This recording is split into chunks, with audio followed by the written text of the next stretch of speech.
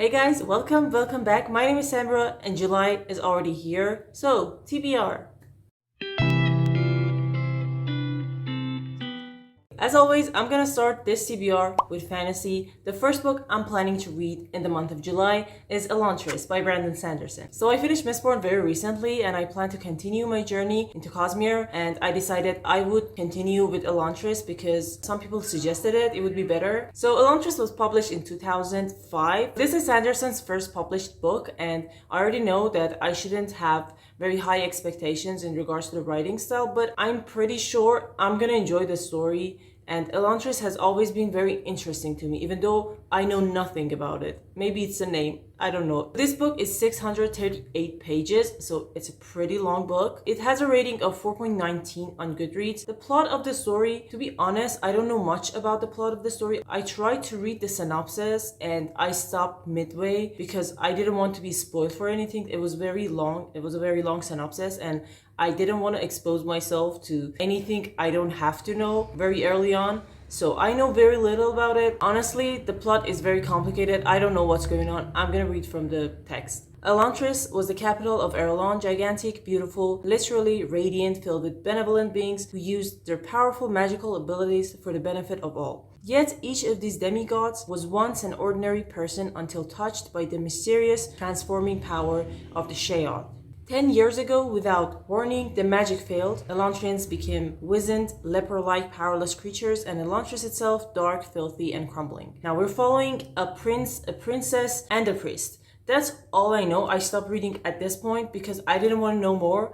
They're gonna do something about it, obviously, and it was very complicated. I don't know what's gonna happen. That's all I know about the book, and that's how I like going into this book. To know nothing about it is just much more exciting this way for me. The second book on my TBR, I'm planning on reading A Court of Silver Flames this month. I read the original trilogy, the first 3 books, some years ago. I don't know. It's been very long, and honestly, with Sarah J. Maas's book, I tend to forget the plot of the stories very fast. The characters remain. The characters stay with me for a very long time, but the plot, I don't know, maybe it's not the kind of plot in fantasy books that I want, that I crave usually. So I don't remember much about the story, about the conflict of the story, what happened. I have very vague ideas, so I'll probably have to read a very short summary of what happened in the last 3 books, and hopefully I will like it. It has my favorite characters in it. So now this one was published in 2021. It's the 4th book in the ACOTAR series, 757 pages, very long, and has a rating of 4.44 on Goodreads, if I'm not mistaken. This is a thick book,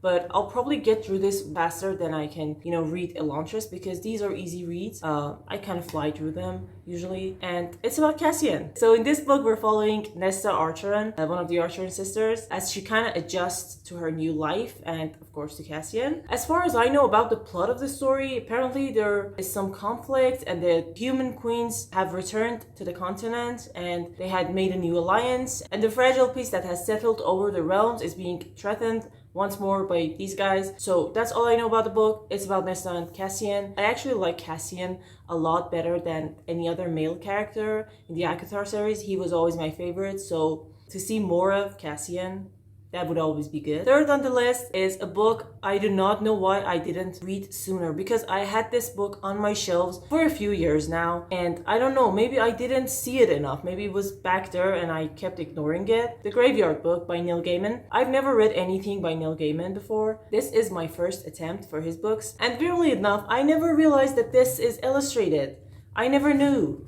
I mean, I had this for a while. It's right here on the cover. So this one was published in 2008. It's a young adult fantasy novel, 312 pages, so it's a very short book compared to the other 2, and that's good. It has a rating of 4.15 on Goodreads, and I'm really excited to read it actually. I actually read the first few pages of the book, and it was so entertaining, and I liked it so much that I just put it on my TBR. The Graveyard Book is the story of the boy nobody, Bud Owens, who is adopted and raised by the supernatural occupants of a graveyard after his family is brutally murdered for some reason. I don't know anything more beyond that. I didn't want to even know what the supernatural creatures were. As soon as I reached that part in the synopsis, I closed the page. I didn't want to know anymore. But yeah, I have very high hopes for this one. I really hope Neil Gaiman becomes one of my favorite authors. I've heard very good things about him, and I'm really excited about this book, and it's very pretty actually. It's so cool. Alright, so at this point I tried to stop with the fantasy because there's too many pages on those fantasy books. So this month I'm reading a new release, Happy Place by Emily Henry. I've been planning to read this since it came out. I didn't read it because I've recently read Beach Read and I wanted to put some space between the books. So this month I'm giving this one a try. This was published earlier this year in April and it's all over the place. It's very hyped, it's very pretty. And Emily Henry is very famous. I don't know about this book because it has one of the tropes that I usually don't enjoy very much. It has a second chance romance in it, and I don't know. I haven't tried many second chance romances. I don't know. I might end up enjoying this, but I have that in mind. Since it's Emily Henry, I'm gonna give it a shot anyway. This is 388 pages, a very reasonable amount of pages actually. It has a rating of 4.21 on Goodreads, and the story is quite simple. So Harriet and Wynne have been the perfect couple ever since they met in college. They go together perfectly, except now, for a reason they're not discussing, they don't anymore. It's been 6 months since these two have broken up, but for reasons, again, they have not told anyone about their breakup. Their friends don't know about it. They think they're still together. So now on their friend group's yearly getaway, they have to pretend for a week that nothing's happened, that they're still very happy together. So their friends wouldn't find out because no one knows. They don't want to break their hearts. They don't want to bring conflict to the group. So they're pretending. The plot is interesting enough, but I have my doubts. And I heard some people who liked other books by Emily Henry didn't enjoy this one as much as they did the others. So I'm leaving the door open. Maybe I would fall in love with this, or maybe it would be a 4.5 stars for me. I don't know, but I'm giving it a shot. Number 5, I decided to put a thriller because it's been a while since I've read any thrillers. I'm planning on reading Before I Go to Sleep by S.J. Watson. This was published in 2011 and I think it was a debut novel. I'm not sure, but I think it was. It's 359 pages and has a rating of 3.9 on Goodreads. I've had this again for a few years now. The synopsis is very simple. Christine wakes up every morning in an unfamiliar bed with an unfamiliar man. She looks in the mirror and she sees an unfamiliar middle-aged face. And every morning, the man she has woken up with must explain that he's her husband, and she's 47 years old, and a terrible accident 2 decades earlier decimated her ability to form new memories. Every day, Christine must begin again the reconstruction of her past, and the closer she gets to the truth, the more unbelievable it seems. The synopsis is very intriguing. I really liked what I heard about this book. I hope it will become a favorite. I didn't want to know more about it because it's a thriller, and I hope it will be a good one.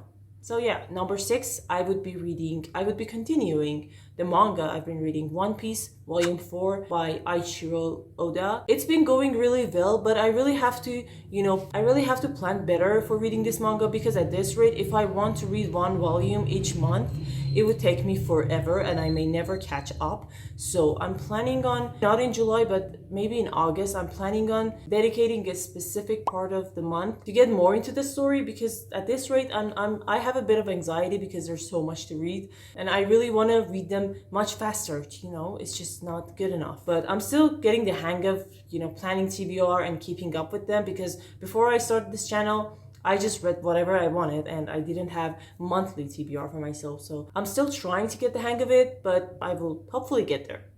So that's it for my July TBR. Tell me in the comment section, which one of these books have you read? Which one are you excited about? Which one you're planning on reading? Okay guys, thank you for watching today's video. Don't forget to like and subscribe, and I'll see you in the next one. Bye!